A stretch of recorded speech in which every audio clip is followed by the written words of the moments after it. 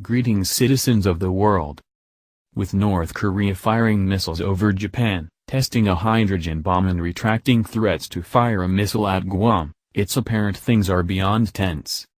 After Kim Jong-un threatened to fire a missile at Guam, President Trump issued a clear order. Trump has ordered the U.S. military to shoot down any missile launched by North Korea that is heading toward the U.S. or its territories. After North Korea fired its missile over Japan, President Trump was said to be considering extending the order to shoot any missile launched from North Korea, though no decision has been reported yet. John Bolton, the former U.S. ambassador to the UN, says the order to shoot down all incoming missiles is a no-brainer.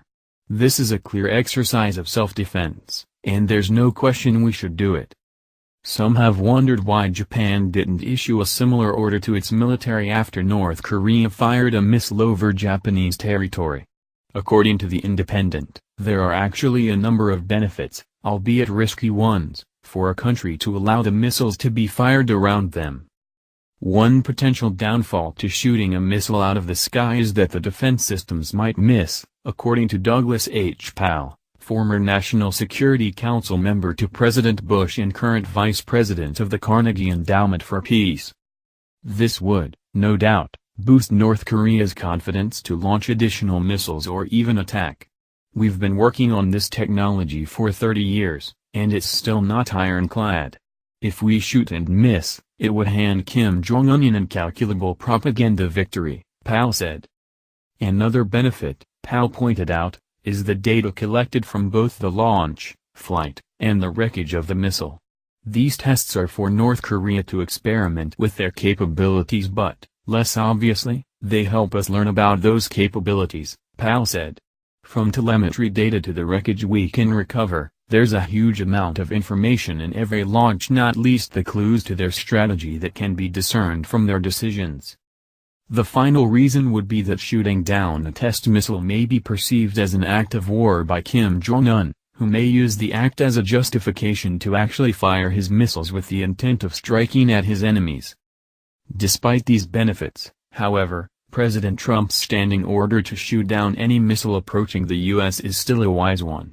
According to The Atlantic, a serious threat from test missiles is that they can fail, causing massive damage.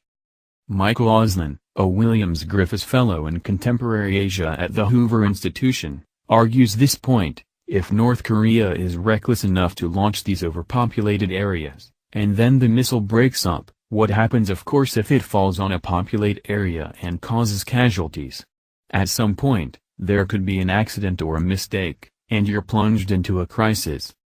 This is a legitimate concern considering the number of failed missile tests by North Korea that have failed to hit their designated targets or explode too soon.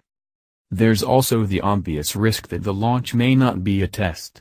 Precious time that could be used to destroy the missile might be wasted determining if the trajectory of the incoming missile is an attack, test, or miscalculation on North Korea's part. A missile test launched towards the U.S. could very easily spark the powder keg of war, and our military could attack North Korea preemptively. According to Bolton, North Korea's refusal to back down to sanctions and threats is causing the U.S. to seriously consider a preemptive strike already. Referencing the hydrogen bomb test in Japan launch, Bolton said, "We are close to the finish line. It highlights how little time we have here. Though shooting down an incoming test missile may be what starts a war, having a standing order to shoot down any missiles that may pose a threat avoids any accidents or miscalculations from occurring that could result in loss of life. It's also important to remember that if a war occurs because of